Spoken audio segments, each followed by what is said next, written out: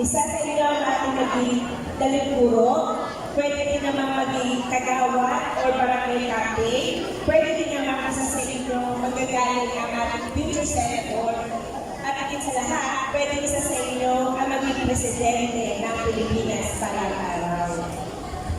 Kaya, nakikiusap ako sa mga batang mag-aaral na sana ipagpatuloy ninyo ang inyong kawasayan, magpunyagi sa pag-aaral, at lumaki kayo ng mabait at responsable mamamayan.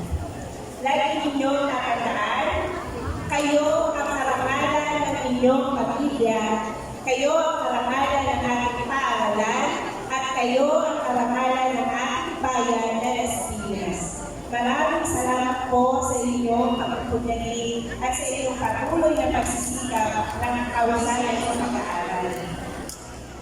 At sa ating naman pong mga magulang, maraming salamat po sa inyong gabay, sa inyong sakripisyo, at sana po patuloy natin silang alalayan at gabayan kasi hindi po dito ito nagtatapos. Marami pa po silang pagdadaanan ng mga iba pang aspeto ng kanilang buhay at sana po hindi lang po natin sila sa academics gabayan. Gabayan din po natin sila sa intellectual, sa emosyonal, at sa kanilang mental. Sana lumaki silang mga responsable ng mamamayan at naway patuloy nila tayong bigyan